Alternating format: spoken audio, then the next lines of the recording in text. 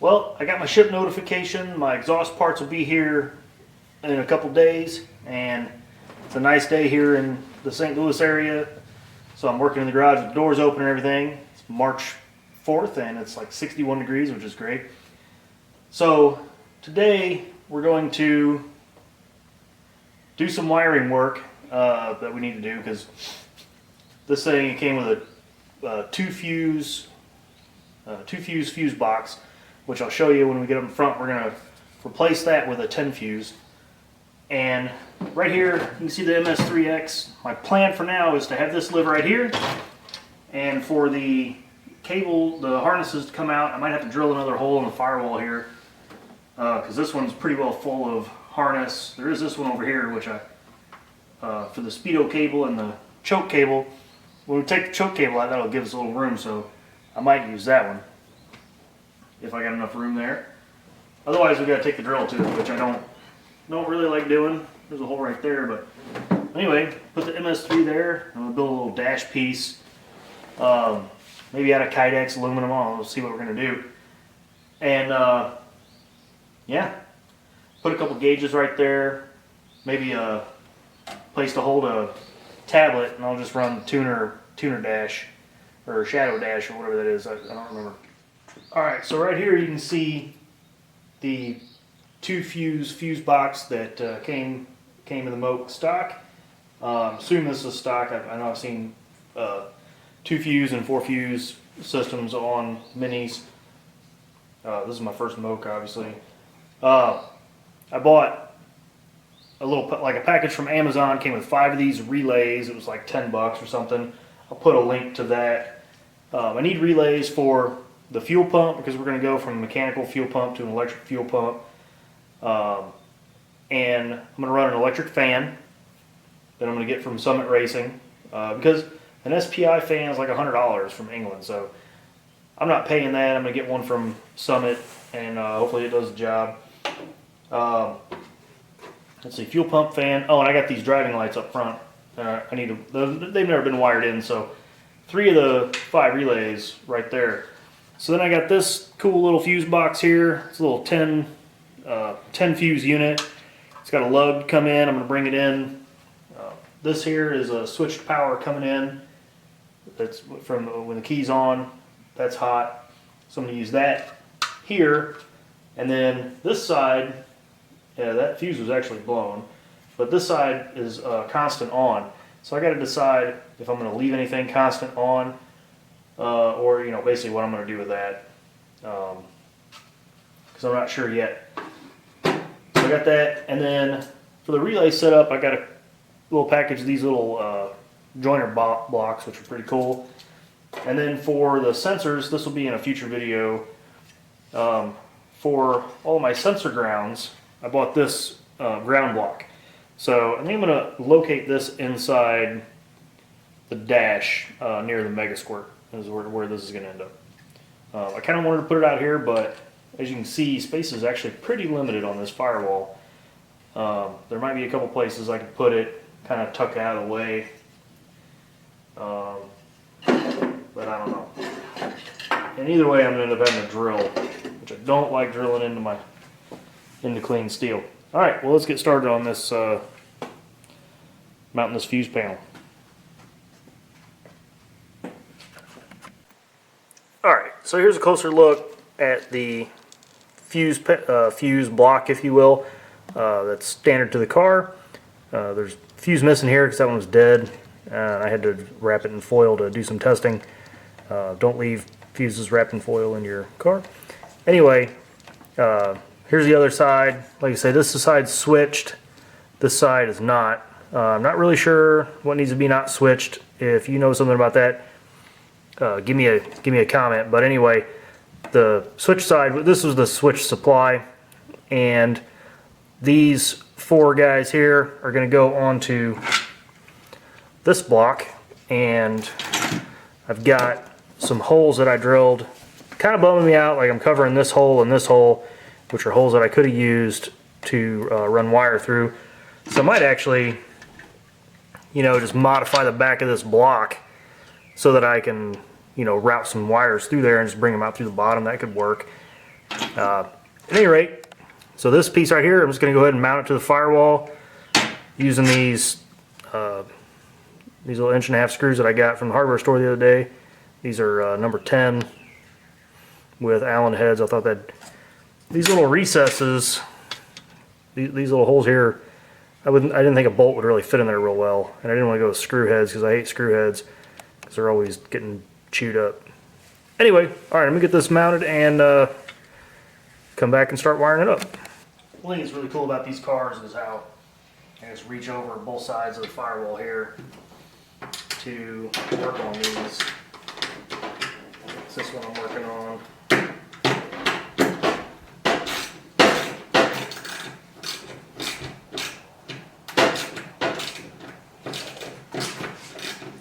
Of course, I've got the side screens off right now. They were just rattling. I'll put those, get new ones or put them back on before we go to Mini Meat East.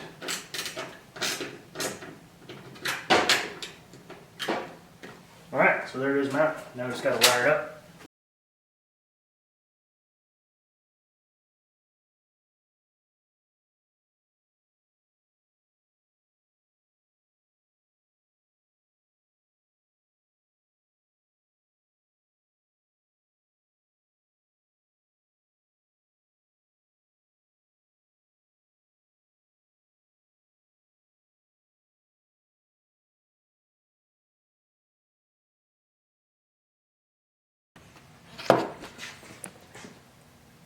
There's the new panel installed. Again, here's the old panel. I'm just kind of holding it out of the way. I do have the battery disconnected right now, and as you can see, there's no fuses in place. And then the only, I mean, that was this whole side. That fuse is now this switched input to the lug, and then these 4 outputs. And then so I'm going to have 6 other outputs. Again, fuel pump relay, fan relay, Mega Squirt, switched input for the Mega Squirt, of course, and also my driving lights. So it's going to look really good. I'm probably going to locate the fuses or the relays either over there or down on this wall here. There is a good amount of room right here. It's really nice, so might just build a little panel, put it right there. That might look pretty good. Anyway, so now what I'm going to do, reconnect the battery, identify what these guys are, figure out which fuses I'm going to put with them. This kit came with a 2 through 35, I believe, fuses, and also came with some of these connectors and everything. I was scrounging looking for these little fork connectors, and the kit actually came with a bunch of them, so silly me, should have used them, but whatever. I had some, I got them installed. I am a little disappointed these aren't color coded, so I've got 2 purples. One's 3 amp, the other one is 35 amp, so that's kind of a bummer. Alright, well anyway, so I'm going to start identifying out some of these circuits, because the kit does have labels that go on the cover, and also I've got a couple weird things like this thing here. This is all ratty. There's exposed wire here and there. It's crimped right here. This lead just doesn't go anywhere, and I know it is hot when the ignition on because I tested it. Got this wire here that's just kind of chilling with no insulation, no connector, and there's another one somewhere. Oh, here it is. Yep, there's another one that's, again, that one also is hot with ignition on. So just sort of address some of these things. I don't like this. I think because of the way this goes out the back here, that looks like it's going to head back for the taillights on that side. So I don't know what's going on with this. But I don't want to go ripping the whole harness apart right now because it's not really time for that. So now the old panel is completely freed from the vehicle. I did figure out that one of these, this one here was on the constant on side. That was the windshield wipers.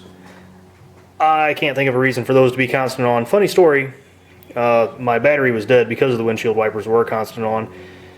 And when the car was delivered here, the windshield wipers were like tucked under here, And my kids played with the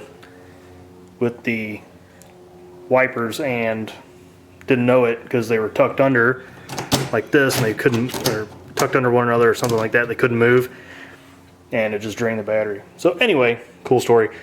Well, now I'm left with this, which is a non-switched hot lead, and then this one here was on the constant side, and I don't know where it goes yet. Well, we'll find out. One thing I did find out is that the headlights and the flasher unit are not switched, and they also don't go through here.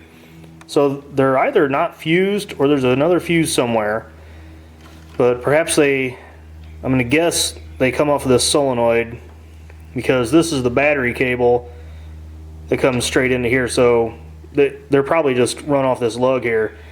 So I don't have to worry about those, I guess. That's good. That's a high current circuit that I don't need to fiddle with. And now I've got a non-switched hot lead that I can do something with if I need to. Alright, back to the crank position sensor. As you can see, got, look, sorry for the shaky camera work here. In order to get to that inner bolt, I've got the pulley pushed out, and I've got the engine disconnected from this lower mount. As you see, the bolts are out, and that might give me 1/2 inch, 3/4 of an inch. It's enough that this position, the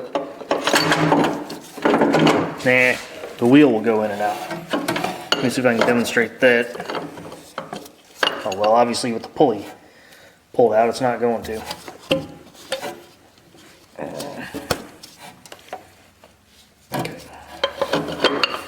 Okay, so you can get that in and out. Without the engine jacked up, the thing isn't coming out because this lower radiator bracket's in the way. Okay, so you see in there,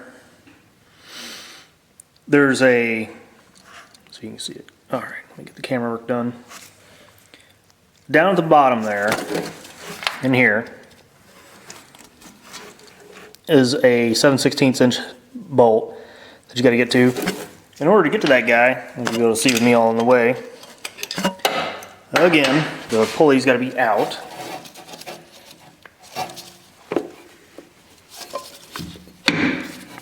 Okay, pulley's out. Using a small socket, you can get to it. Barely. And if you can see, the jack's in the way and everything. Man, it's really hard to see in there. It's real hard to see, but there's not a ton of room between the socket and the pulley. Okay, so it's going to be difficult. Now, the thing is, with this crank position sensor here, I measured, and I need to add 3/16 to 1/4 inch. Well, once I have those spacers in there, man, it's going to be tight. Here's what I was trying to explain rather poorly before, is that the valving chain cover runs up through here, and that spacer would go from this bolt to that lower bolt, which I'm shadowing. So those two bolts right there. So it's just the difference in the cover there was why I had to modify the bracket. So now what I've got is these bolts. These are the bolts that were there.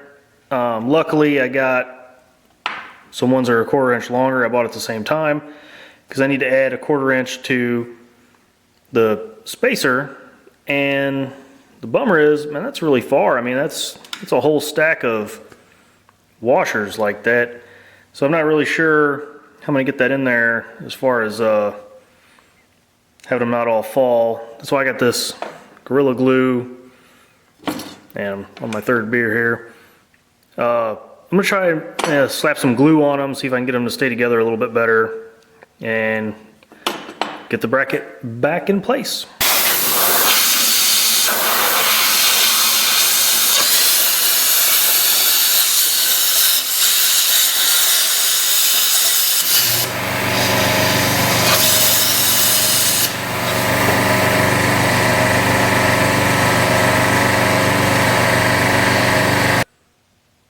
Yeah, so just as I was saying before, it's going to be really hard to get something there. And I was having a real problem with it. I couldn't get this in there at all with the new spacing. And then I was afraid I wasn't going to be able to get it, you know, take this apart once I got it together. So I just notched the lower radiator bracket, and now we got plenty of room. Again, it's not going to win any awards. It looks freaking hideous. But you know what? It gives us the room we need. Well, there's the sensor installed. That's where it's going to live. As you can see, well, I can get up there about the gap. But anyway, that's about what we can do for this week. I'm going to, like I say, get some parts in, order a few more parts domestically, and making the next video I'll be timing the wheel and putting her all back together, getting her running again, hopefully. I do have to address this tank. I got it out. Looks like the 3/8 inch supply here, and here's the sending unit and everything. Being that I don't think I can get a new tank or anything, I'm really cautious about trying to ruin this thing. So I think what I'm going to do is I'm going to get next to this supply line and just put another fitting and like JB weld it in, and that'll be my return. So we got to get a return in, and I don't know if you'll be able to see. Yeah, that hole right there is basically what I have to work with. So I need the return to be within that hole, because that's, nope, it's the top hole. Plot thickens. That's a very small, it's pretty small. Anyway, we'll get it together. All right, see you guys next week.